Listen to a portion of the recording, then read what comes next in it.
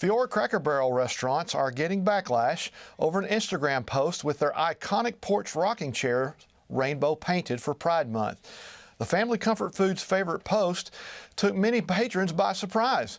One Instagram user wrote, "You serve eggs and bacon. Stick to that." Everyone was already welcome. The Texas Family Project tweeted the Cracker Barrel Pride post stating, "We take no pleasure in reporting that Cracker Barrel has fallen. A once family-friendly establishment has caved to the mob." Mike? Tim, joining us now is Professor of Political Science and a Campus Reform Higher Education Fellow, Nicholas Giordano. Professor, welcome to Victory News. Thank you for having me. And you've become very outspoken against diversity, equity, and inclusion and the DEI agenda in higher education. Tell us why you've chosen to fight back as an academic. There's a number of reasons, but I think the most important reason is diversity, equity, inclusion, as well as social justice have now been embedded into curriculum degree programs, into college degree requirements, meaning that all students have to actually take these courses in order to get their degree.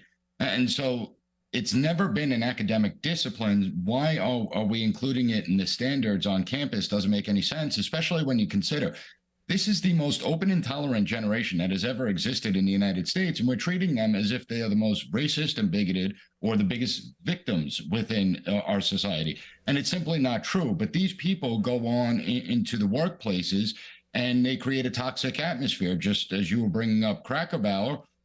They go into the marketing departments, they go into human resources, and they apply the diversity, equity, inclusion, and social justice into the employee handbook. They apply it into real world situations. And so it impacts all America. And that's what we highlight here at Campus Reform. It's really important for people to be aware of what's going on. In addition, another concern I have is how they're using DEI as a litmus test to hire professors. So we have seen a major increase of job postings for professors stating that they have to submit diversity statements. Well, they're trying to weed out conservatives from teaching. And that's a big problem. If diversity statements existed when I went for my position, I never would have gotten it.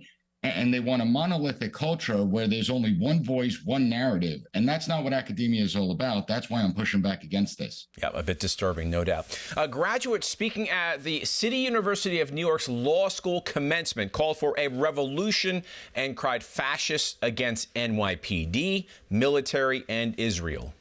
Law is a manifestation of white supremacy that continues to oppress and suppress people in this nation and around the world. Systems of oppression created to feed an empire with a ravenous appetite for destruction and violence.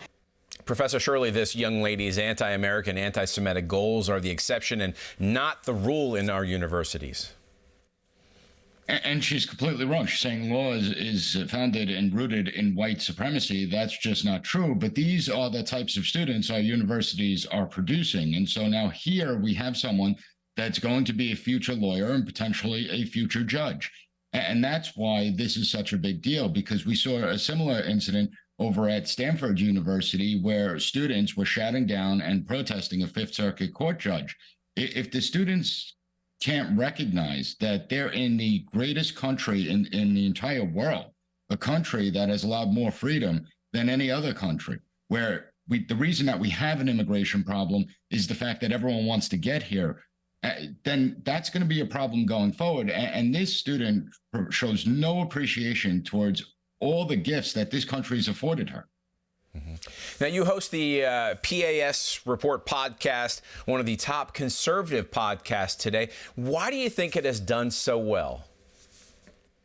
I think it's because people want to hear a different message. They want academics to start standing up and speaking out. That's why Campus Reform is building out the Higher Education Fellowship. That's why I do the podcast as well, because more Americans need to get engaged. Part of the problem is that conservatives, they took a back seat when it came to academia. They went into business and finance and law. Well, now we're seeing the results of what happens when conservatives take a back seat. Our country is being stolen, and we need to be able to recognize and take it back to the greatness it once was. And where can we find out more about the work at Campus Reform? You can go to campusreform.org. You can highlight all the articles over there, or pasreport.com. Professor, thank you for sharing your time with Victory News. Thank you for having me. Fiore.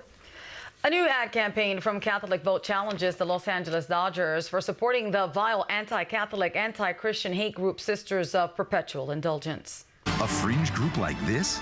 Honored, awarded, celebrated? There is no equality in mocking women religious. No tolerance in hate. No pride in anti-Catholic bigotry. Mocking Christians is not the Dodger way. It remains to be seen if the Dodgers will become the Bud Light and Target of baseball. Back to you, Mike.